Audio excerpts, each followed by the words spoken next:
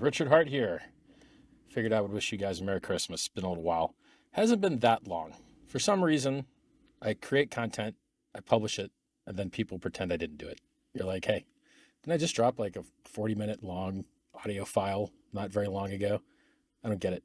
Didn't I record like a special intro from when the Highest of Stakes movie came out?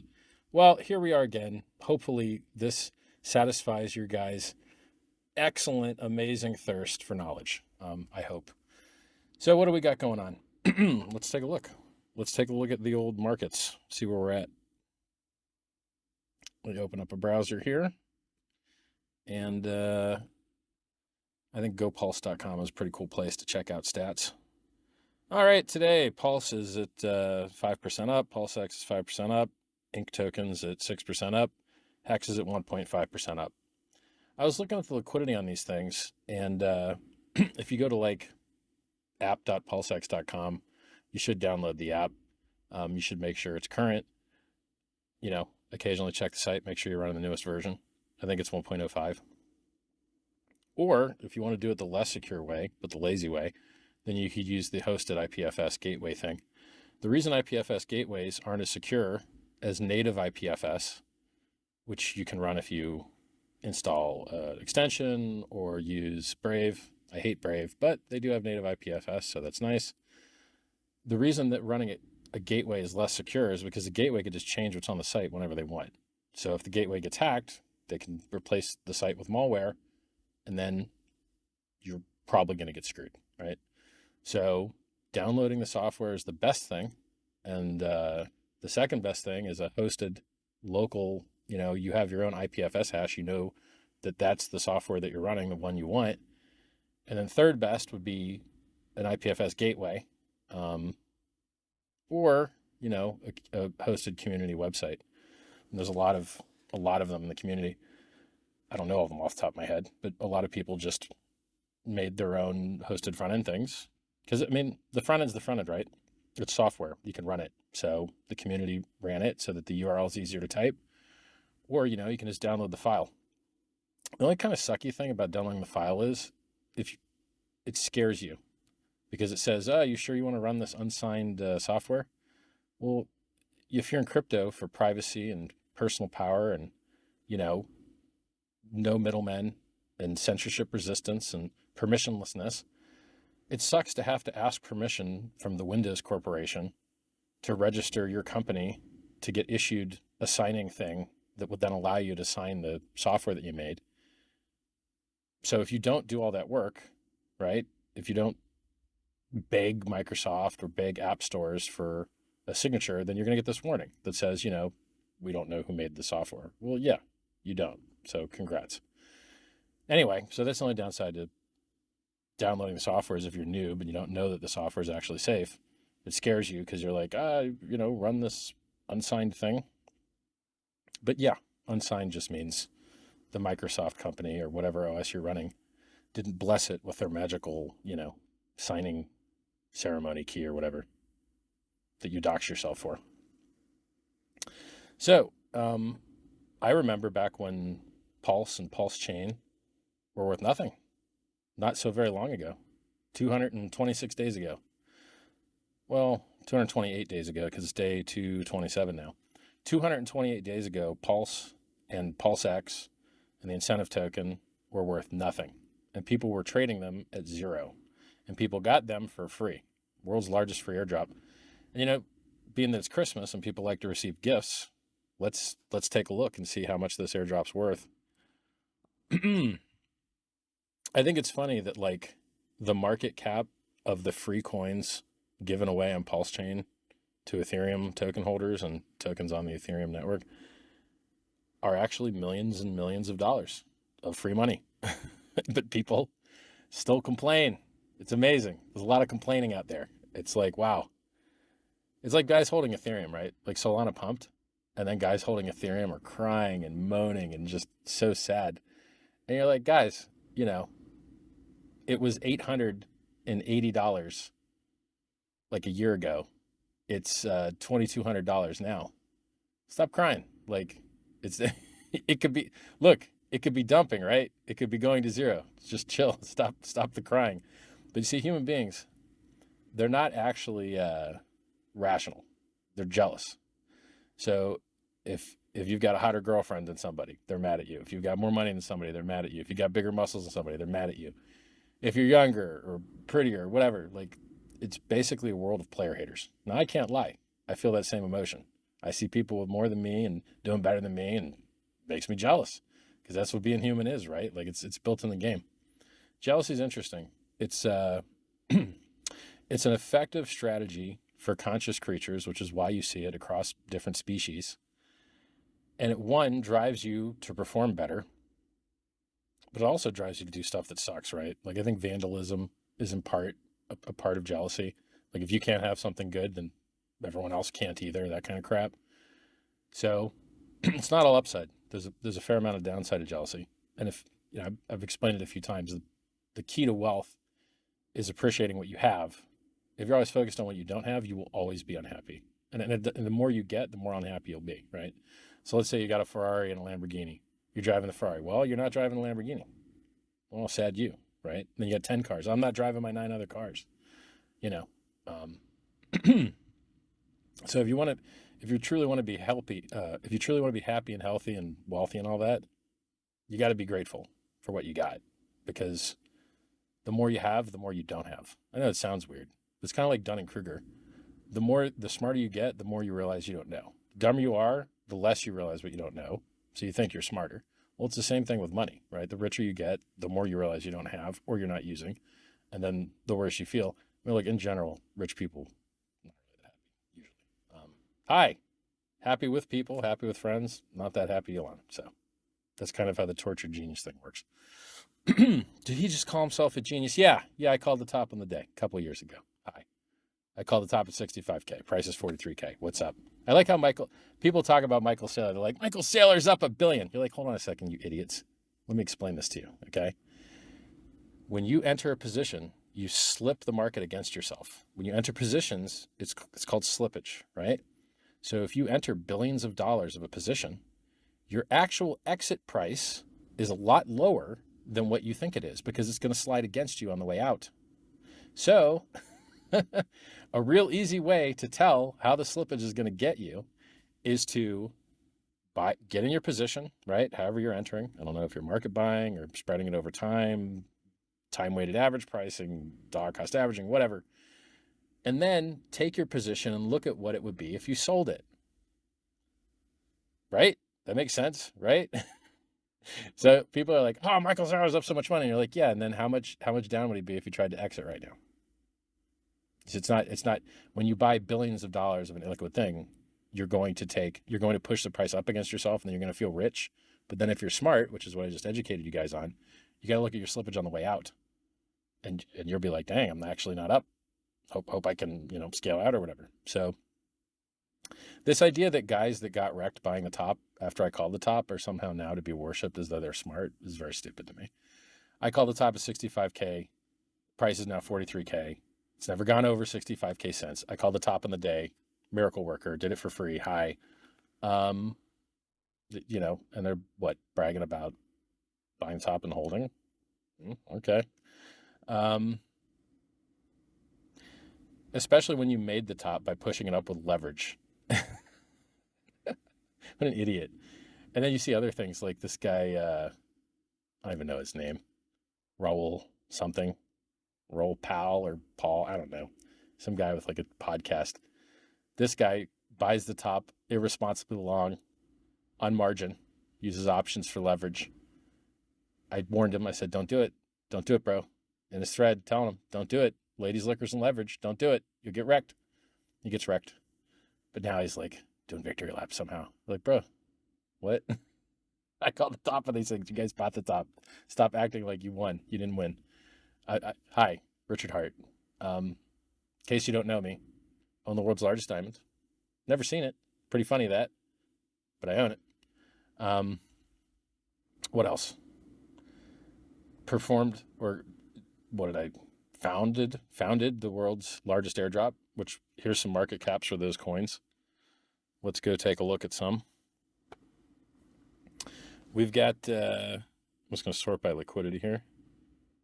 Or no, should I sort by market cap? fully diluted value. Is that the way? Let's look at the wrapped Bitcoin. Now, why do I hate talking about PRC20s to you guys? Because any PRCI20 I mention, I'm worried that you guys just buy. It worries me. I don't want you to do that. So wrapped Bitcoin has an admin key, okay? BitGo, a company in the United States, has that admin key. They could just infinitely mint as many more as they wanted and dump this thing to zero if they wanted to. Now, are they going to do that? I have no idea. Would their shareholders like it if they did that? I have no idea. I don't even think they're public. They're private. In general, I like the things that I founded. I think they have good designs. I hate admin keys. I prefer not to see admin keys wherever they can be removed and not exist. So, WBTC has an admin key, therefore I'm not really a big fan. But god darn, as far as ERC20s and PRC20s go, man, you're just buried in admin keys. Anyway, long story short. So, there's a reason I don't talk to you about half the things on Pulse Chain or that half the PRC20s in the world is because, there's risk in them, right? So wrapped Bitcoin, fully diluted value, 14 million bucks. So I think that means is that the total supply, I'm not sure this website's measuring the total supply accurately, but let's just assume it is. The total supply times the price is 14 million bucks. So this coin that was given away for free to ERC20 holders, wrapped Bitcoin ERC20 holders, is worth $14 million out of thin air. Cost you nothing. Free. Here you go. Enjoy your free money. Merry Christmas. There's $14 million of value sitting here. Cool. And there's 300K of liquidity. Now, I hear this like, oh, Solana's pumping. And then I go look at Solana. And then I go sort by liquidity. And there's no liquidity on anything. And I don't get it. Now, when you have really low liquidity, it means that the price can go very high with less amounts of money. But in a Uniswap V2 automated market maker where the bid and the ask are symmetrical, and this doesn't speak to anywhere else it's traded, right? I'm not looking at all the other places it can trade. I'm just looking online at the, what I consider to be the most trust-reduced way to trade, because you can't get screwed by an exchange stealing your money. You can only get screwed by contract vulnerabilities or rug pulls or, bad PRC or ERC20s that have inflation bugs, RAM keys, stuff like that. But it is, you don't have to trust as much. If an exchange gets your money, this is another thing, right, that I understand. Well, let me finish this point. There's millions and millions of dollars of free money that was given away to people. Pulse was given away for free to every Ethereum holder. A PRC20 copy was given away to every ERC20 holder. There's millions and millions of dollars of free money sitting here. And you idiots on the Ethereum network that aren't smart enough to say thank you for the free money, for some reason, you're also not smart enough to take advantage of all the lower gas costs. So if we look right now at gopulse.com/gas, it's 50,000 times cheaper to use Pulse Chain than Bitcoin. 50,000 times. It's 9,000, well, 83.96 currently. Let's call it 8,000 times cheaper to use Pulse Chain than to use Ethereum. Pulse Chain was designed to help get the Ethereum gas fees down. Well, guys, if you would put a little bit less load on the Ethereum network, it wouldn't cost you $5 to send an ERC20 or $20 to do a swap. It would cost you less than a penny. Right now, it costs less than a penny to do a swap, Pulse Chain. It costs, you could do about 5,000 sends for a penny. Check the math, though, 0.0002. That's a lot of sends, right? So Pulse Chain has operated flawlessly since launch. It was the world's largest free airdrop. There's millions of dollars of free coins there for ERC20 holders. And we're in day 227 of flawless operation. It used to trade at zero and be worth nothing. And now, depending on how many coins you think are circulating, Let's look at the market cap. I, in general, hate market cap as a measurement for like anything really. But here it is. The the market cap, if you take like the total supply of Pulse Chain times the current price per PLS, the market cap of Pulse Chain is $9 billion, 8.9 billion. The current market cap of PulseX is 2.5 billion. Incentive token, 12 million. Hex, 6.7 billion just on the Pulse Chain network, probably worth about 4 billion on the Ethereum network. That's a lot of billions, guys. So, I mean, the idea, this narrative, a lot of people hate me. A lot of people hate the things I've designed, which is really weird because they were all given away for free. Pulse Chain was given away for free. PulseX was given away for free. Hex was given away for free. My advice is given away for free. This video is given away for free. You don't even know an address you could send me money at. You don't have any address of mine. Wow, that's a lot of free stuff for a lot of hate.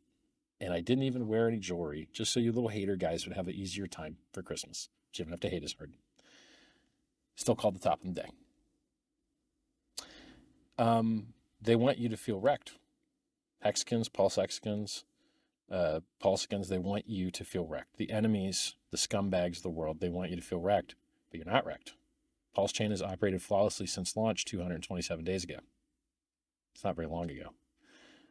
Hex has operated for over 4 years perfectly, flawlessly, while so many other things have gone to zero, stopped functioning, went bankrupt over and over and over again. Now, who promoted the bankrupt things? The same scumbags that won't say a good thing about the stuff that I designed. CoinMarketCap advertises crap that goes to zero, advertises crap that gets bankrupted, advertises crap that destroys their users, lists it all over the place, lies about our stuff, lies about the market cap of Pulse Chain, lies about the market cap of Hex. You know, everybody just lies about our stuff. Really weird. Like, I guess they hate their users and hate their followers and want them to get wrecked, I guess. Yeah. So, Coinbase didn't list Hex, sued by the SEC. Kraken didn't list Hex, sued by the SEC. Binance didn't list Hex, sued by the SEC. Plus, paying the CFTC $1.5 billion, plus paying the DOJ $4 billion, plus waiting for sentencing after pleading guilty. Hey, wait a second. Hold on. All the guys that said bad things about Richard Hart, Hex, Pulse Chain, PulseX, sent their followers to things that went bankrupt, like Celsius, BlockFi, Cred, Gemini Lend, on down the list. While I told you all not to pick up pennies in freight trains, not to pick up pennies in front of freight trains, not to risk your whole stack for 7%, not to do the opposite of why cryptocurrency was invented and take counterparty risk. It just blew my mind. And then these same idiots are doing the same stuff. Oh, here's another funny thing. Solana, which pumped recently, is being claimed in court by the SEC to be a security in both the Kraken case and the Coinbase case. Pumped anyway. Now, so right now I'm just kind of talking about market things. So 4 years of perfect flawless operation on Hex while everyone else got wrecked. Called the top of the day. Never went over that price. Yay. World's largest free airdrop, worth millions and millions and millions and millions of dollars. Billions of dollars of market cap all over the place. 4 years of perfect flawless operation in Hex. 227 days of perfect flawless operation in Pulse Chain. Yeah, these things are all going very good. Now, oh yeah, and apparently getting called a security doesn't mean you can't pump, because there you go. Solana pumped. Also, what I think is funny, well, a few things about Solana. It used to be down all the time. And now it just has a lot of inflation. So apparently the way Solana works is that they inflate it a lot to subsidize the fees to be cheaper, which then, if the guys that are getting inflation ever decide to sell it, is going to suck. So Solana has very high inflation compared to Bitcoin. Bitcoin has very high inflation compared to Ethereum. And I think Ethereum's inflation is very similar to Pulse Chain's, but I'd have to look. There's some website that has like a counter. Because basically in Ethereum and Pulse Chain, they both use EIP 1559. And even though Pulse Chain has 25% less base inflation, so if the gas usage on both systems was the same, Pulse Chain would inflate 25% less. But EIP 1559 introduces burning, and burning increases as a result of what percentage of the block space you're using. So they target 30 million gas, and then the fees get a lot higher if you go over half of that. So they're really targeting 15 million gas of the 30 million max.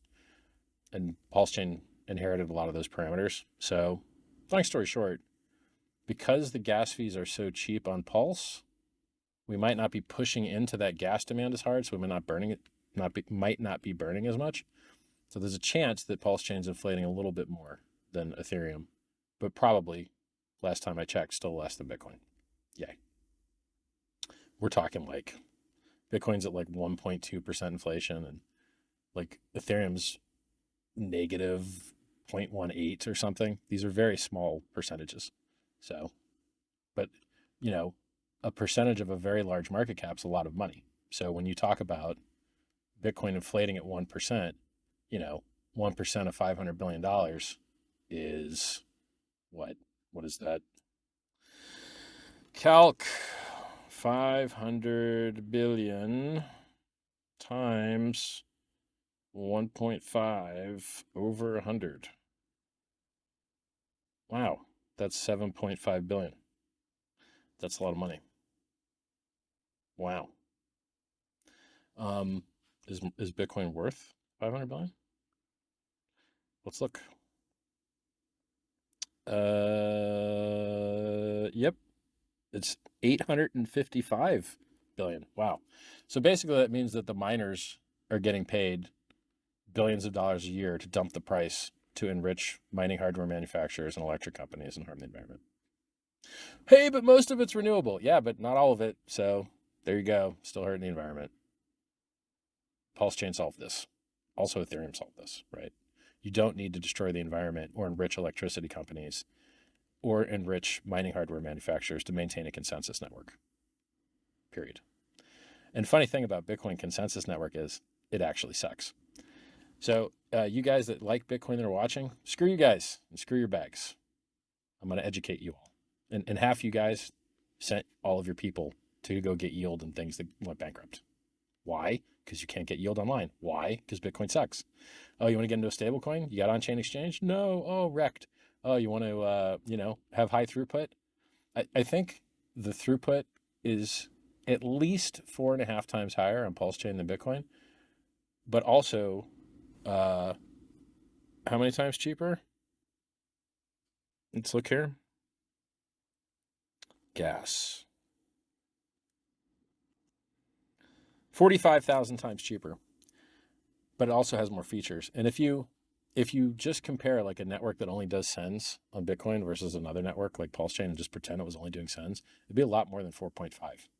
That 4.5 number is based on like the average usage, and the average usage is a lot of complicated stuff like swaps and staking and unstaking and all kinds of stuff.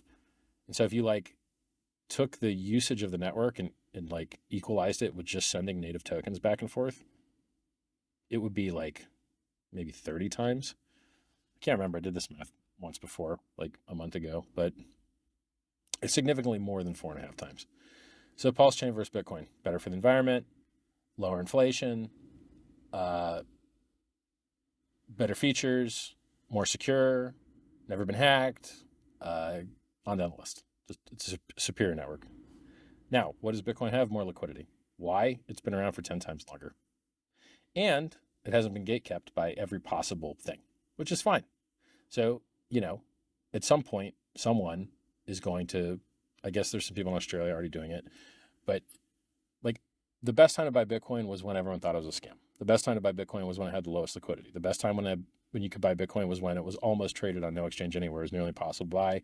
The only place you could buy it was like Mt. Gox, Magic the Gathering online exchange in Japan. That was the best time to buy Bitcoin. Cool. Well, Pulse Chain has some of those parameters. It's still very early. This gatekeeping that everyone's doing, it can't get any worse. It can only get better, right? Like the gates can only open.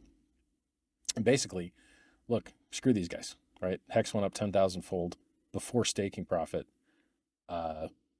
with the same gatekeeping trash, same garbage. So great. Now the gas fees are even cheaper because Pulse Chain exists for everybody, right? Like, congrats everybody. Congrats everybody on the Ethereum network that was enriched by the free launch of Pulse Chain for you guys. So we went over tons of free money by the Pulse Chain, the world's largest free airdrop, me bragging about calling the top, me telling you that Saylor and all these guys that are holding billions of dollars positions that think they're in profit aren't when you consider the slippage on the exit. And then macro, look, there's a chart. The chart shows that the economy crashes every time they pivot the rates to go lower. Why is it that way? I don't know.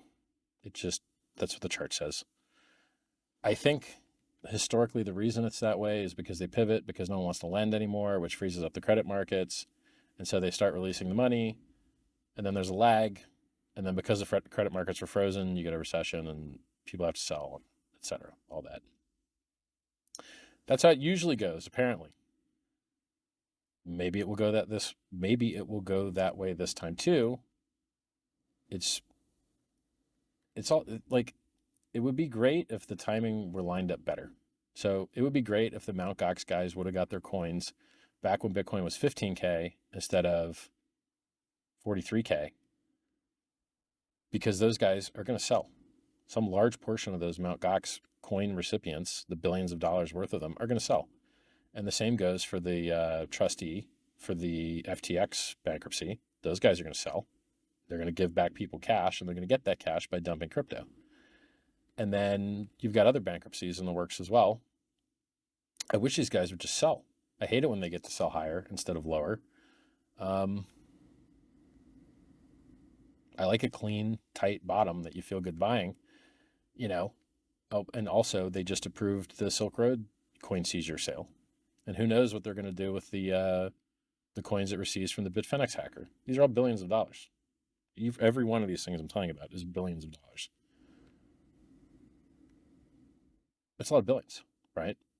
So because you can't predict when these idiots are going to do their job and make the creditors whole by doing their job and selling the gosh darn crypto, like, do your job, give the creditors their money, and then when the Band-Aid gets ripped off, and we all go up happily. So basically, from like a timing analysis, if you're just looking at time, Bitcoin was down long enough, Ethereum was down long enough. You can go back up, the happening soon, all that crap. But if you're looking at more than time, and you're looking at macroeconomics, and you're looking at, you know, has Bitcoin ever existed during a deflationary environment? No, it hasn't. It's only existed during times when they printed money like crazy. You know, M2 still is going down. So it's hard to predict, man. It's hard to predict. So you haven't seen a new all-time high in Bitcoin. You haven't seen a new all-time high in Ethereum. You haven't seen a new all-time high in the stock market, or at least the S&P 500. I think the Dow Jones may have made a new all-time high, but I don't watch the Dow Jones. So is this the bull market? It depends on your time frame. You know, if you bought Bitcoin at 15K, 43K probably feels good. If you bought Ethereum at 880 and now it's 2350 or 2250 or 2300, you feel good. If you bought Pulse or Pulse X when they were near zero or at zero, yeah, you're probably pretty happy with market caps in the billions. It really depends on your time frame. It's just the larger your stack gets, the more careful you have to be, because you can never make it back. If your stack gets large enough, never make it back's not the right way, but statistically, the larger your stack gets, the harder it is to make it back if you lose it. The smaller your stack is, who really, like, if you get paid $20 an hour and the stack that you have at risk is $20, you've really got at risk an hour, right? You can make back your whole loss in an hour. But if you've got a lifetime worth of stack and it's worth, billions or hundreds of millions, you really can't make a mistake. You cannot, it has to be on point. It has to be right. And you're going to watch a lot of gains and things that are stupid. You're never going to have a shortage of people making insane gains in illiquid things that eventually go to zero. You're never going to have a shortage of that. And you're never going to have a shortage of people buying stupid things. So, what does Dogecoin do? Nothing good. It's a JPEG, basically. It's a bad network with low features that has a JPEG as its claim to fame. I'm not really into the JPEG claim to fame stuff. I don't really like it. Now, have a lot of people made money on it? Yes. Have a lot of people lost money on it? Yes. I feel more wholesome and joyous when there's unique utility behind the thing. So let's talk about, now look, will I probably eventually have some JPEG thing? Yes, probably. Why? Because why not? I can make a better JPEG thing than other people, but I'm still going to tell you I hate it. So I'll make a better JPEG thing than other people, but I'm still going to tell you I hate it. Honesty, it's what I do. So Pulse Chain has higher throughput, better security, lower environmental impact to the point of nearly none, is a newer coin with more features, is faster than Bitcoin. But Bitcoin has an $800 billion market cap. Pulse Chain doesn't. Why? Well, we're new. We're on the way, right? Things will get better, in my opinion. So and for you listening, is that a forward-looking price statement? Nope, not a forward-looking price statement, not financial advice. Why do I say these things? Because there's people that want to screw me up. There's people that want to do harm to me. There's people that want to do harm to you as well. I'm going to tell you more about all that in a moment. So we've got a wonderful network. We've got wonderful features. We've got wonderful airdrop. There's, you can do lending on the Pulse Chain network. There's projects that let you borrow coins. There's projects that there's stable coins on Pulse Chain. There's all types of stuff people have launched on Pulse Chain. I don't know that much about it. You can look into it. People are building new things on the network and launching them. It's cool. I'd love to see fiat on-ramps. I'd love it. One cool thing I saw this community do is that they made a bot, or several bots, I think several teams built bots, that send you free Pulse if you bridge into the network. So it used to be if you bridge into the network, you also had to bridge over some Pulse. So you had to perform a swap and then do an extra bridge to bridge the Pulse over to get native Pulse to transact. Or you could try and get it through a side channel, through an exchange or something, or through a friend. And that would be so basically if you're doing it without the exchange or without the friend, then you would have to do an extra swap and an extra send, which on Ethereum is very expensive, a bridge is $12 maybe, and a swap is $20. It's a $32 penalty just to get native PLS. That sucks. And so what people did was they just built bots that send you free PLS if you'd bridged in and you don't already have PLS, which is awesome because now you save them a swap and you save them figuring out which token to swap to, because of course in gatekeeping land, typing WPLS doesn't get you the darn token because gatekeeping scum trash everywhere. Crazy. So yeah, that's awesome. And it's very cheap to do, right? Because it costs less than a penny to send many, many, many, many times native Pulse to somebody. You could send 1,000 times and it wouldn't even cost you a penny. That's awesome. That's very, very cool. So I'm glad the community built those things. I think that's going to make it a lot easier for people to use the bridge if they want. A lot more affordable, a lot quicker. Okay, so we've covered client top of the day, slippage, liquidity, free PRC20s. Yes, if you have any token on Ethereum. Oh, by the way, that counts for NFTs too, right? So you bought an NFT on Ethereum. There's a copy of it here on Pulse Chain. Same code, copy. Now, did you sell it to somebody and then not sell them the Pulse Chain version? Interesting. So guys that sold their NFTs on Ethereum still have their Pulse Chain versions. That's interesting, right? I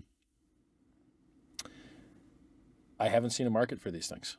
And I think markets for JPEGs are probably very important to the JPEG holders. So I think you may see more. If someone makes a market for the PRC, for the pulse chain versions of NFTs, I think you'd see it take off because these guys are wrecked. They're wrecked and they wouldn't mind the free money. So if you want to give these guys some free money, they probably wouldn't mind it. And having a market for them to dump into, I'm sure they'd love.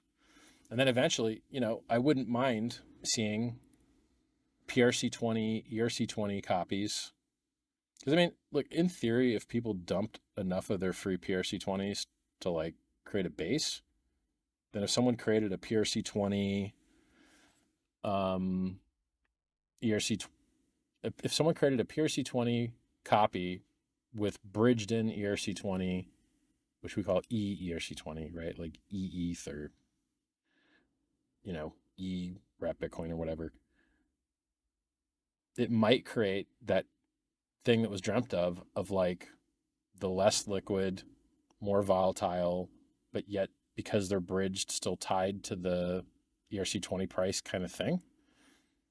And now it's been what, 7 months? 7 months is probably a good enough while to see those guys shaken out. So it would be interesting to see experiments with people bridging in some ERC20 to pair it with PRC20 to see whether the PRC20 market kind of follows and tracks with the ERC20 market, which obviously someone somewhere would have to run a bot if they wanted to profit on that arbitrage opportunity. Or if there's nobody running bots, then the two markets would just kind of exist in parallel, I guess. Because they're not directly related, right? Like the only side channel people running bots would relate those two things together, I think. Well, I mean, actually, they are directly related if they're in a AMM, but the AMM doesn't know the state of the other system, so they're not really directly related. So let me rephrase that. The bridged in ERC20 is directly related to the free PRC20 if they're both in an AMM pair, but that AMM pair's kind of like, quote, price of the bridged in ERC20 isn't directly related to anything because it doesn't know what's going on the AMM or markets on the Ethereum chain. It doesn't know that stuff. So it would be an interesting experiment. I think someone should do it. It'd be cool. So things I look forward to. Fiat on-ramps. Someone could open bridges to other stuff. Like I think somebody opened a bridge to BSC, but I don't think it does any volume. But maybe nobody knows about it. That's the thing is like I'm so afraid to talk about anything without reading the audits and making sure people aren't going to get wrecked, right? Like I hate it when people get wrecked. So you rarely ever hear me talk about things that I don't really believe in. What else? That market where you could have like the less liquid leverage position, especially after like 7 months of shakeout, I think it's less risky to get just infinite dumped on by ERC20 holders. Because like you saw the Pepe guys just infinite dump. You saw Aave infinite dump on the PRC20 side. I can't remember what other coins like those communities were just told about, and they were like infinite dump. You're like, well, yeah, but now you guys are paying $30 a swap, $20 a swap, $50 a swap, depending on the rates. If you had just moved your liquidity and your community to the superior network, you'd be paying basically nothing to swap and nothing to send, and you wouldn't be paying a huge tax to on-ramp new users. If it costs $50 to swap, you're paying a $50 on-ramp tax for every new user. That sucks. That sucks a lot. That's not good. It's just like when Bitcoin was $40 to send. I try to explain this to people, but some dum-dums didn't get it. If it costs $40 to send Bitcoin forevermore, which I don't think it will, but let's say it did, then if someone sent you $40 of Bitcoin, you really have zero because it would cost you $40 to send it to the next guy or to the exchange or to the merchant or to do anything with it. It would cost you $40. Even if you sold your private key, which no one ever does usually because you can't prove that you deleted your copy of it. So the next guy has risk, which is why blockchain ledgers with timestamping prevents double spending, et cetera, et cetera. If it costs $40 to send Bitcoin, that means it costs you 80 to send 40, and then the guy receives it really has nothing because it would cost him to send 40 to try and use it. So you just turned 80 into zero. So if it costs $40 to use Bitcoin, it means if you spend 80, you have zero because it cost you 80 to buy 80, but then you only received 40 because the exchange is going to charge you to receive the 40, and then it's going to cost you 40 to send. And so that guy receives actually zero. I mean, actually, including, so it may be worse than I had originally explained it. It may cost 120 to turn into zero. So let's do the math real quick. You send $120 to the exchange. Exchanging is stupid. They don't want to lose money on you. So they're going to charge you 40 to send because it costs them 40 to send. So you buy 120 from your exchange. You pay them 40 to send it to you. Now you've got 80 left. You send 40 to your friend. It costs you 40. So now your balance is zero. And your friend received 40, but it's worth zero because you can't use it without spending 40. So now you've actually turned 120 into zero. Before, in my previous example that people argued about, the argument was that you got 80 to zero. But in actuality, if the exchange ain't stupid and they don't lose money sending you the coins, it's really turning 120 into zero. So now you've got $120 minimum tax to on-ramp someone if they're ever going to send coins to a friend. It's untenable and stupid and not why cryptocurrency was invented. It's not supposed to be worse than the legacy system. Like this. Yeah, it's, I think that Pulse Chain's basically free to send so far model is pretty cool. So let's check the gas prices again. $9 to send Bitcoin, $8.49. $1.20 to send ETH, 0.0002 to send PLS. That's 50,000 times cheaper than Bitcoin, 7,500 times cheaper than Ethereum.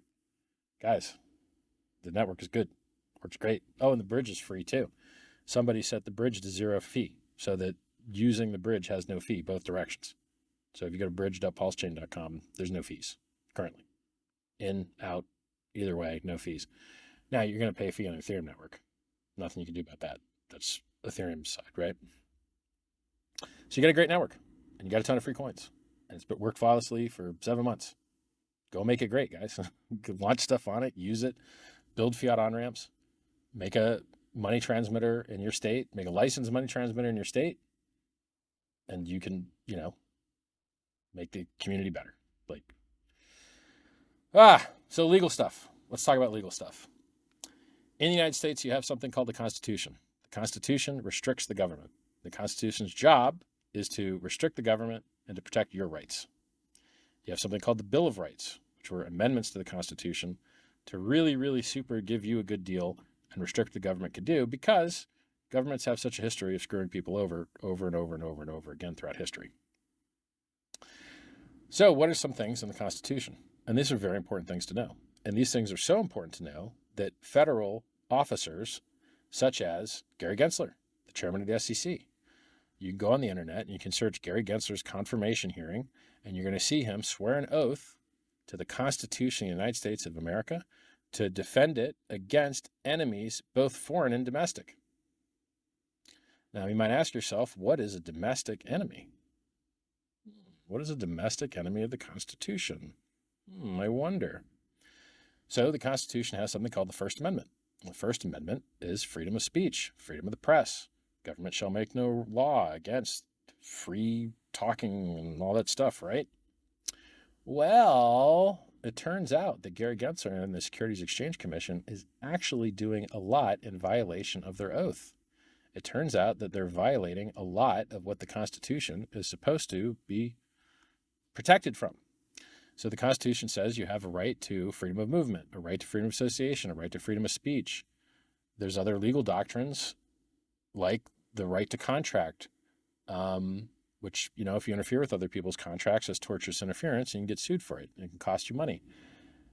You have a whole bunch of rights in there, right? And then there's things that are like even harsher violations. So if you're going to violate people's free speech, one of the worst ways to do that is with something called prior restraint, where you don't even give them the chance to speak. Well, listen to this.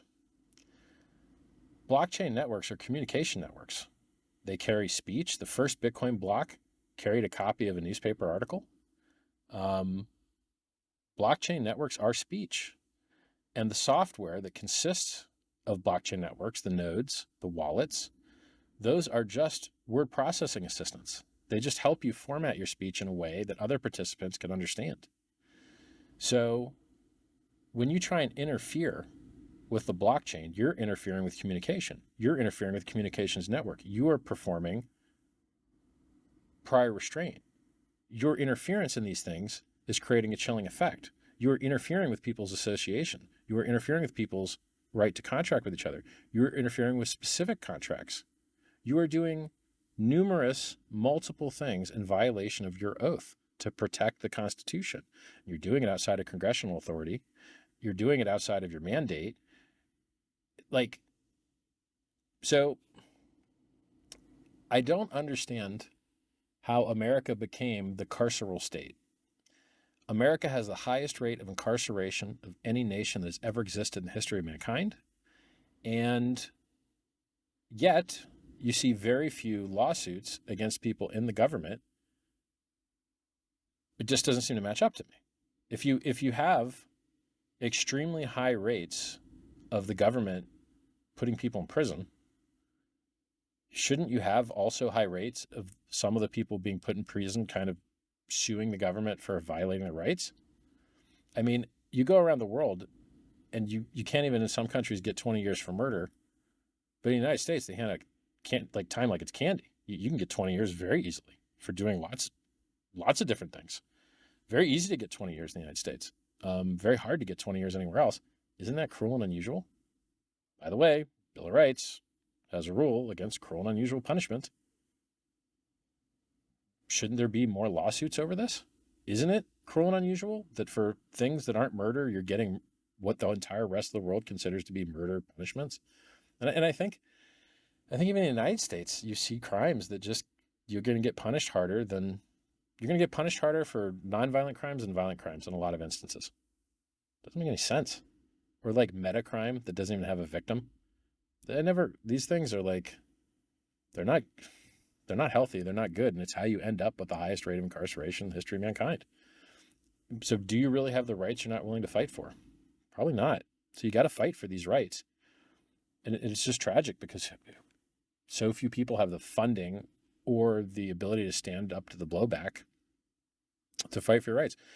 I mean, when the ex-president of the United States is having lawfare used against him so that he can't run for office, that's what they do in the third world. The people in power use the executive branch and the police to make it so that no one can run against them, so they just keep winning. That's not good for democracy, guys. It's really not. You're supposed to have free and fair elections where people are allowed to choose between different parties, and you're not supposed to, once again, this is just like prior restraint. You're not supposed to, before they can run, make sure they can't run, because how can you have a fair election when the people that you want to unelect are in control of who gets to run against them? It doesn't make sense. And then, if you give the government this power that they shouldn't have, at some point you'll get a bad team in charge, and that bad team will abuse that power. And so traditionally, the founding fathers figured it out, that there should be checks and balances. You shouldn't just rely on one person being good for everything to work out. You should assume that occasionally someone's going to suck, some bad guy's going to get power, and you should have a checks and balance. So, the legislative branch is supposed to write the law. The executive branch is supposed to execute it. The judicial branch is supposed to, be in the middle, making sure that everything works right between the two. Right now, the administrative state, a fourth branch of government that's not supposed to exist, of unelected bureaucrats, is writing all the laws, encumbering millions of people with regulations, and there's no counterplay. Your counterplay is to sue them in court and get them declared arbitrary and capricious. So how many times recently has the SEC been declared arbitrary and capricious? Numerous times, numerous. So in the Ripple case, the judge basically said that the SEC lawyers were not performing with a faithful allegiance to the law and were just changing their story based on, getting whatever they wanted. The SEC just recently, their lawyers were lying in a case, and the judge caught them in the lies and said, well, now that you've been caught in these lies, explain to me why I shouldn't sanction you and fine you directly. Fine the SEC lawyer that was lying to the court. And then you see all of his bosses at the SEC jump in there like, we're sorry, Your Honor.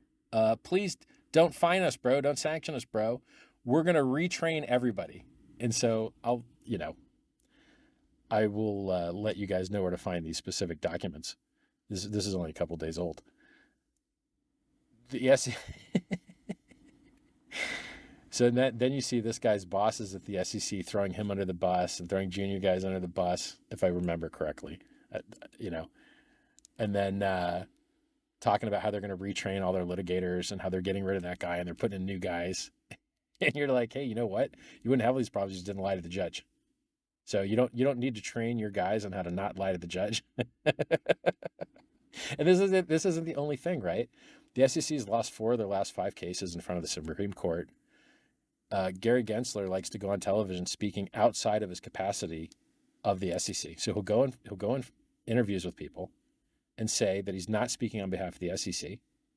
Well, buddy, that means you're speaking on behalf of yourself, which means it's actionable. Okay, you are speaking on behalf of yourself, and you are moving markets, and you are manipulating markets. You, Gary Gensler, are manipulating markets outside of your authority at the SEC, which means you are personally responsible. You hear me hedging the heck out of my language because I don't want to catch a case. Not financial advice, do your own research, no forward-looking statements. But you, buddy, you're on record teaching at MIT saying that 75% of tokens are not securities, and then you get a job, you got your round trip, you got your revolving door, you got your 16 years at Goldman Sachs, but now you get to regulate Goldman Sachs. That's a good round trip you got there, buddy. You get to defend all your friends that you make all your money with. Hey, where's all your money, Gary? It's with all your friends that you're helping out by screwing the competitors, right? So in Gary's world, and by the way, so I would love to see Gary Gensler catch a charge for his manipulating markets with his speech outside of his capacity at the SEC. I would love to see him catch a charge for violating his oath. I'd love to see people suing him directly because people don't understand. When the SEC attempts to call something a security, it's like calling hugging, punching, and arresting parents for beating up their kids. It is disgusting. It is a violation of due process. It is a violation of equal protection. People that speak to each other using the blockchain deserve the same rights as people that speak to each other using pens and paper, non-digitally, analog. They should have the same protection that people that use the mail. They should have the same protection that people that use the telephone. So there's so many things going wrong right now, and it's just going to cost millions and millions of dollars to fix it. And I think you could reduce the amount of millions spent if there was some personal responsibility. I think if people were held personally responsible for what they're doing, right? So if you're a guard in a jail and you violate someone's rights, you can be sued around your qualified immunity. If you decide to go outside of your authority and outside of your qualified immunity protection to make statements that damage markets, maybe you should be held personally responsible for that. Maybe you should answer to the court for that. If you say things like, we want to lose more cases because if you're not bringing enough cases, if you're not losing cases, you're not bringing enough. Gary Gensler's on the record saying that. Gary Gensler's on the record in Congress under oath saying that there's a gap in the legislation where they can't regulate exchanges because they're crypto exchanges, not securities exchanges. And then, not so long later, he goes, was I lying then or was I lying now? I don't know, but my story sure has changed. Now we actually have everything we need. Just come in and register, even though they've been sued by Coinbase via writ of mandamus. And then the SEC finally responded after delaying and said, actually, we're not going to make any rules. The whole rest of the world's making rules. Japan's making rules. Singapore's making rules. There's new exchange licenses. XRP just got licensed as a money transmitter. VASP, value service, whatever the heck, I don't remember, virtual asset service provider in Ireland. Coinbase just got virtual asset service provider in France, I think. The whole rest of the world's figured it out, you know. And then there more bad stuff, right? Gary Gensler loses the XRP case. Now, look, is it him specifically? No. But I think he's on the commission of guys that has to vote for what actually gets sued, right? So I think there's like 5 people on the commission, and you need like 3 of 5. And if you get 3 of 5, then they can like bring an action against somebody. I think that's how it works. Not an expert, not a lawyer. So like 3 of 5 guys, and by the way, you see dissenting opinions all the time, right? So Hester Pierce is a commissioner. She's always dissenting. She's dissented in the Stoner Cats case. She's dissented in a bunch of cases. She's going to tell you what we're doing is wrong. Like this stuff that the SEC is doing is wrong. And she's on the board. She's in the commission, right? She's one of the 5 people that gets to vote on these things. And there's another guy, I think his name's Udaya, that like is commonly dissenting with her these days. Now, like, why am I telling you guys about this stuff? Because these are your rights. I don't live in the United States. I haven't lived in the United States for decades. These are your rights. These are your problems. These people are screwing you. You need to do something about it. So the things that I'm telling you that are obviously true, like for instance, you can't custody cryptocurrency. Like I'll give you an example. The IRS is trying to make some law where like anybody that could have known about a transaction now has compelled speech and has to like gather data on other people, which will be hacked and stolen by Chinese hackers and Russian hackers, but they're just idiots, right? It's just like the SEC themselves. They in their own annual letter declare that they can't find experts to work on crypto because they all own crypto and don't want to sell it. And so then they're not allowed to hire people that own crypto. Okay. Well, maybe you guys have a bad setup, or stop sucking, right? Just stop sucking, guys. If you don't have the expertise to regulate a thing, it's better to do no harm first, right? Like the Hippocrates law that doctors follow, do no harm first. Yeah, like Gary Gensler was making meetings with Sam Bankman-Fried, his buddy, right? His Democrat, like Gary Gensler was the treasurer for Hillary Clinton's Democratic campaign for president. He's as political as you can get, I think. Here he is meeting with, Sam Bankman-Fried, who sent tons of money to Democratic, politicians. You got, was it Maxine Waters blowing Sam Bankman-Fried a kiss? Yeah, guys, good one. But you're not going to give the creditors back that money they donated, are you? FTX went bankrupt. Sam Bankman-Fried stole the money. But you politicians aren't going to give back that money that he gave to you that he stole, are you? No, you're not. Why? You might not be good people. You just might not be good people. Now, not to say that not giving, like, there's some law that covers them so they don't have to give it back or whatever, but that's not what makes you bad. You violating people's rights is what makes you bad, right? I remember COVID.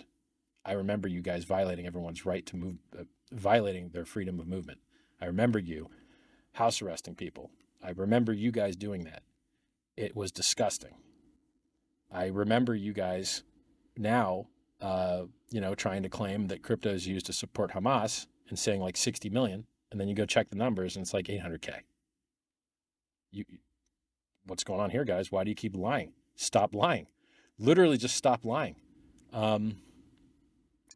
So the arguments that I have that are obviously true, that cryptocurrencies are communications networks that might have Rule 210 protections for safe harbor, that might have protections for freedom of speech, freedom of contract, freedom of association, protection against prior restraint.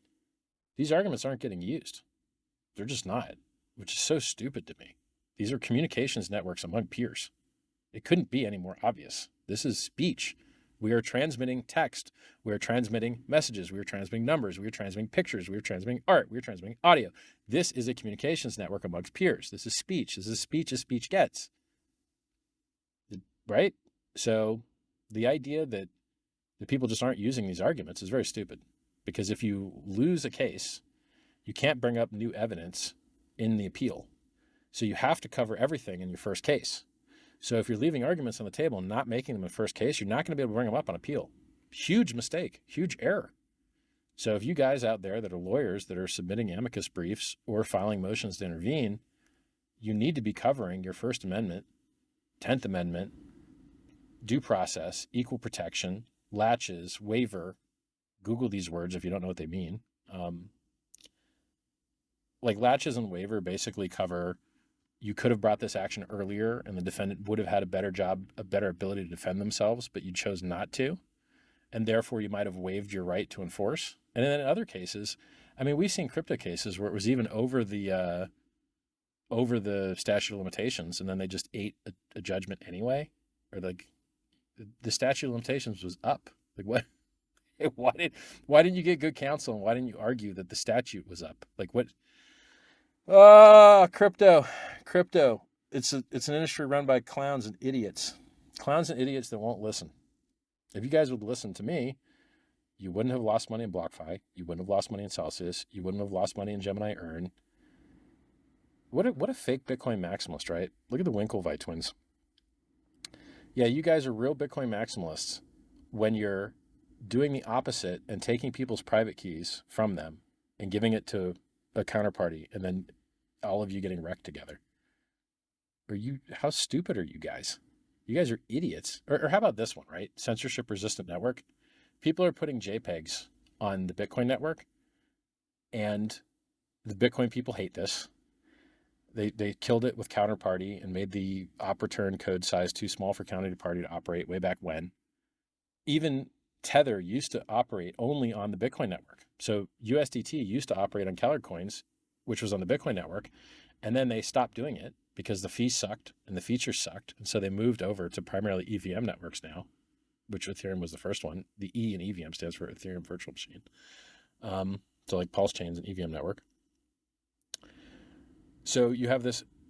So Jack, who was at the helm of Twitter when they were helping the United States government violate your rights to freedom of speech by the government themselves giving them lists of people to silence and de-amplify and ban because they talked about COVID or Joe Biden's laptop or his son Hunter Biden's laptop full of pictures of him smoking crack and getting down with hookers. And by the way, the idea that Joe Biden's kid gets a bunch of jobs in Ukraine with no qualifications and a bunch of money from China and Ukraine, and then writes his dad checks and pays for dad's cell phone bill. Man, you're busted, bro. Yo, in the carceral state of America, where nearly anything's a crime and nearly anything gets you 20 years, Joe Biden, I got bad news for you, buddy. It ain't looking good for you, man. Why is your kid writing you checks? And why does he have jobs in countries that we're sending billions of dollars to? What's that? Like, what? Stop. Dude, no, don't. Like, oh, America, man. I left America, 2003? 20 years ago.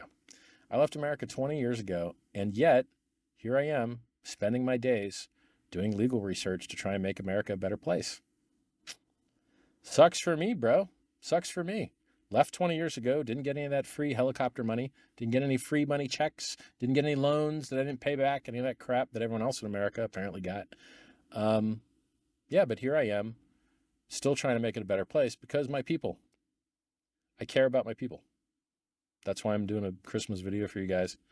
And, that's why I give you so many things away for free. I care. Free book, t.me/Scivive, SCIVIVE. 2 free books there. Free coins, pulsechain.com, hex.com. What else? There's so many things I like. Let me tell you how smart I am, okay? You could have claimed hex.com. You could have minted Hex for free during the first year. You could have minted it for free. Boy, that Richard, he's a smart guy. The Mt. Gox hacker, the Silk Road hacker, the Chinese government that took all the Bitcoin away from the Plus token, Ponzi, that caused the pump, I don't even remember what year it was. None of those guys can mint free Hex because there was a timer on it. You can only count it for the first 365 days. Mt. Gox, sorry guys, you don't get Any free hacks? So awesome. And actually, the GOX addresses were just removed. So even if they had made it before the timer, they were just not allowed to anyway. What a good design. What a better design. Instead of getting your head dumped on by the government. The government took the Silk Road hackers' coins. He's going to dump them on you. The government took the Bitfinex hackers' coins. He's going to dump them on you. The government took FTX's coins. They're going to dump them on you. You guys love giving the government your coins to dump them on you, don't you? You love it. You just can't get enough of it. But Richard Hart design stuff doesn't have this problem. Yay. Well done, Mr. Hart. Yeah. So I think I have a very high degree of certainty that you're going to see these constitutional arguments, prior restraint, freedom of association, freedom of speech, Rule 210, safe harbor protections. There's a wide, equal protection, due process, guys violating their rights, guys lying to the court. I think you're going to see these come up. I think you're going to see these come up in SEC cases. If you don't see them in amicus, you're going to see them in motions to intervene. You're going to see these. You're going to see these arguments. They're going to be happening. And then the courts are going to have to decide them. And here's the funny thing. Sometimes you get a judge, and it's a good, honest judge. Understands stuff, right? So for instance, in the Coinbase case, they got Judge Fiala. And Judge Fiala also got a class action lawsuit against Uniswap. And she rejected it and dismissed the case because she was like, no, Uniswap isn't a securities exchange. And the founders of Uniswap and the people that designed the software are not supposed to have, you can't pretend that they're an exchange, and they owe you some due diligence and all this crap. So she understands automated market makers. She understands Uniswap.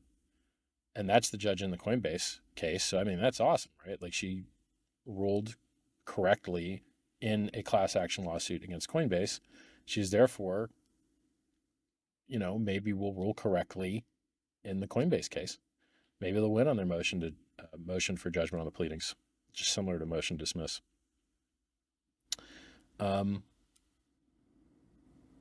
It depends on what judge you get and how much due diligence they want to put in. And there's a lot of cases out there, right? Like you've got the case against the tornado guys.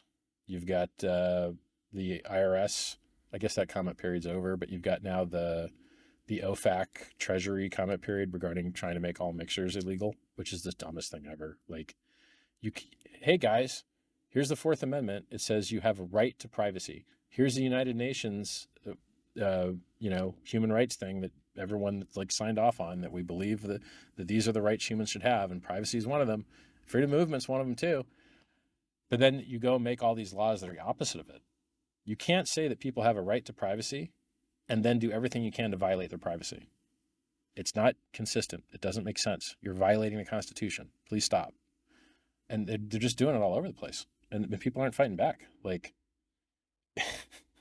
You can't have a functioning...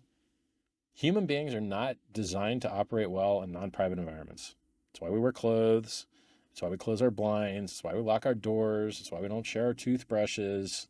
Human beings function well when they have privacy. They do not function well without it. And it's crazy to me that these people, if you can call them that, keep trying to violate everybody's rights over and over and over and over and over again. It's enough. Please let us be free. Please. The founding fathers fought and died for our freedom. Many Americans have fought and died for our freedom. Can we please have our freedom? Pretty please? You guys should go get real jobs, producing things that people want, goods and services people want.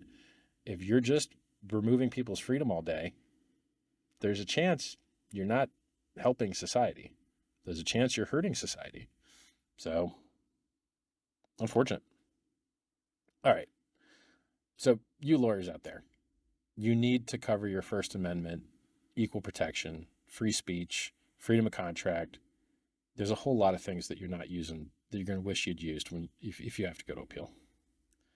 And it would be nice to have the precedent set.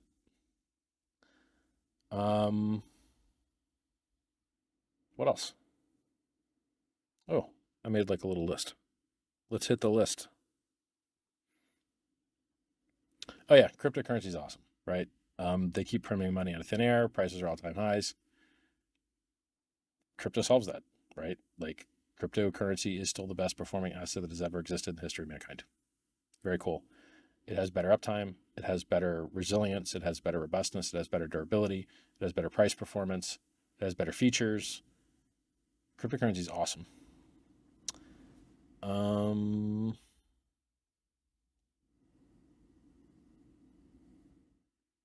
The freedom to transact underlies all other rights. So if you don't have the right to transact with people, which is something that the founding fathers assumed everyone would have, right? They paid people directly. There wasn't all these stupid intermediaries. If you don't have that, you don't have the right, you don't have the freedom of movement if you can't pay for your bus ticket. You don't have the freedom of speech if you can't buy an internet connection or send a letter. You need to be able to transact to use any of your other rights. Without the freedom to transact, you don't have any other rights. Man, I covered a lot of stuff on this list. That's good. Oh, the SEC custodying coins. Okay, I'll cover that.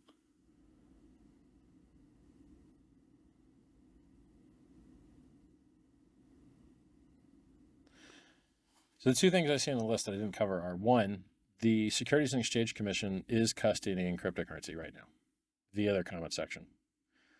With 100% certainty, the Securities and Exchange Commission of the United States has received cryptocurrency in the form of, this is by their definition. By my definition, the real one, you cannot even custody cryptocurrency. You can't. It's impossible. But by their definition, the wrong one, knowing the seed words means that you've received an airdrop you have to pay tax on. So I can tell you with 100% certainty that both the Securities and Exchange Commission and the IRS Treasury have both received seed words that have money in them to Bitcoin, and they've both received time-locked Bitcoin. Both. And they've both received the Uniswap code. So they're hosting for public display the Uniswap code for exchanging cryptocurrencies, time-locked Bitcoin, and the seed words to them, and not time-locked Bitcoin and the seed words to them. And they can't even know what else those seed words control because it's not knowable because of the halting problem, which states that you can't know whether code will eventually halt or not until you eventually run it. And by that same token, you can't know what derivation paths hold private keys which match values on public blockchain networks, because you don't know what derivation path is being used, and you don't know how far down that derivation path you'd have to go to exhaust all the possibility of keys that might control things. I don't think it's knowable. Therefore, their concept of what hosting an exchange is, or what requires you to know your customer, or what a customer is, or what custody is, should all be invalidated by proof by absurdity, right? Because if their stupid rules that they're trying to make made any sense or were true, then they're all guilty and they all have tax right now. So anybody that works at the SEC that read that comment that had those seed words now has dominion and control and should owe tax now, right? By your guys' rules. Well, guys, did you register as a securities exchange? Did you register as a custodian? The SEC is trying to pretend that every cryptocurrency is a... I didn't explain this harshly enough, and I should do that now. The Securities and Exchange Commission is violating their oath by becoming a domestic enemy of the Constitution that they are supposed to fight against. They are becoming a domestic enemy of the Constitution, and they are trying to classify hugging as punching and trying to arrest parents. That's an analogy. They're trying to classify speech as securities. They're trying to classify entering a block and communicating publicly with everyone. If it were true, if it's true that you can't trade securities without a securities exchange, then it's also likely true that you can't pay someone to include your speech in a block. because the only method by which these networks allow you to include your speech in a block nearly primarily or nearly entirely is by paying a fee to be included in the block in the native currency. Well, they're trying to undo all that. They're trying to make it so that you can't speak because they're trying to pretend that your speech is a security. That's a violation of their oath. That's a violation of the Constitution. That's a violation of your rights. That's a violation of due process. You're not allowed to play pretend. You're not allowed to pretend that hugging is punching and arresting parents. You're not allowed to pretend that speech is a security. Speech is not a security. Speech is speech. You can turn anything into a security if you want to. You can turn an orange into a security. You can turn an orange tree into a security. You can turn anything into a security. But that doesn't mean that they are securities. An orange is an orange. It's not a security unless you work really hard to make it so by including an investment contract. So you buying a coin and using that coin to purchase speech on a distributed peer-to-peer open source network, that's speech, man. That's as speech gets.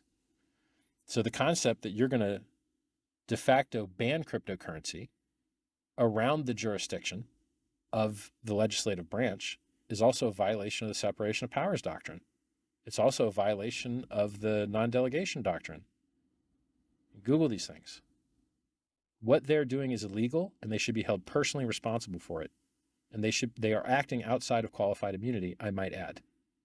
Some of it might be covered under qualified immunity. A lot of it shouldn't be. And they should be held personally responsible. And I would like to see someone from every state of the union sue these people for the rights of yours that they're violating. They have addresses, and they've got a lot of money, and they should be sued for what they're doing. Let the courts decide whether what they did was okay. Avail yourself of your ability to petition the court for your wrongness, the wrong that's been done to you. Wrongness wasn't the right word. The harms that you've suffered. So it's sad that we live in a world with so little personal responsibility, that unelected bureaucrats that have hundreds of millions of dollars that they've received working for people that have received billions of dollars of fine. Goldman Sachs has gotten so many fines, so many, along with so many other giant entities that these scumbags are protecting. They're violating your rights to protect people that want to also violate your rights. It's gross. It's disgusting. It's tragic. There's few things in the world that are trying to return the power to the people, as the founding fathers did. Who out there is working for your right to communicate with your fellow man? Who out there is working for your right to be able to save money without it being debased? Who out there is working for your right to your freedom to transact, which underpins all the other rights that you're supposed to have? Cryptocurrency is one of the few industries in the world really trying to return power to the people and introduce efficiency into extremely inefficient systems. And it's just, how can Gary Gensler support Bitcoin as though it were an immaculate conception that had a fact pattern that nothing else could ever possibly have? He speaks out of both sides of his mouth. He does everything he can to make sure that the ETFs never happen, never passes any rules, doesn't respond to Congress, is being threatened with subpoena by Congress, who's supposed to be his overseer, worked for the people that he's supposed to be regulating, and he's now choosing winners and losers in the technology sector, and the winner that he chose sucks. Bitcoin is not supposed to cost $9 to send. It's supposed to have larger blocks. It's supposed to have more features. Bitcoin sucks, guys. It's not good. It has a lot of liquidity, and some billionaires are buying it. Fabulous. But other than that, it's trash. It's not good software. It doesn't have a good roadmap. It doesn't have good developers. Oh yeah, Jack that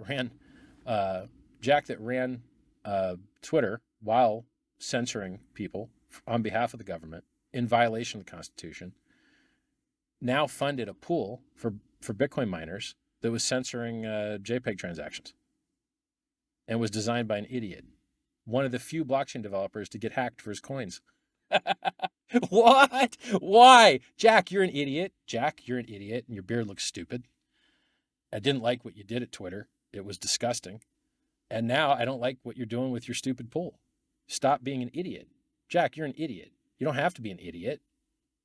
Watch my live streams. I'll educate you, okay? I'm good at crypto. You're bad at crypto. I'm good at free speech. You're bad at free speech. You suck, Jack. You suck. God, what's his name? Luke Dash Jr. Luke Jr., you suck. You're terrible. Okay? Like, it's just, Here's the good news. Pulse chain is working perfectly. Hex is working perfectly. You've got all the tools you need to make the world a better place. You are the network. You guys, somebody made these bots. Somebody's made some fiat on ramps. Somebody's made lending. Like, good job, guys. Keep being the change that you wish to see in the world. Keep creating, keep working. Look, I've been in Bitcoin since it was 50 cents. I bought it at 30. It went down to 2. My introduction to crypto more or less was 95% drop. And now it's 43K. Okay, so I was mining at 50 cents. Now it's $43,000. That's an 86,000x. That's not bad, right? There's going to be volatility. There's going to be ups and downs. You have the tools that you need to create great things. You really, really do. You have something better than Bitcoin will ever be. Now, you have something now that is better than Bitcoin will ever be. That's enough, man. That is enough. You have what you need to create greatness. And I think you're going to see regulatory clarity coming up. I wouldn't be surprised to see Coinbase win their case. Their legal filings sound awesome, right? That response to the complaint that they wrote was beautiful, really well written, worth reading more than once. So those guys did a great job. And then, you'll probably see good arguments in the Kraken case. And they've also got a lot of amicus briefs from other people as well. Some are okay. So I think you're going to get regulatory clarity, and I would love to see personal responsibility from individuals acting outside of their qualified immunity to violate your rights. Your right to associate, your right to transact, your right to speak.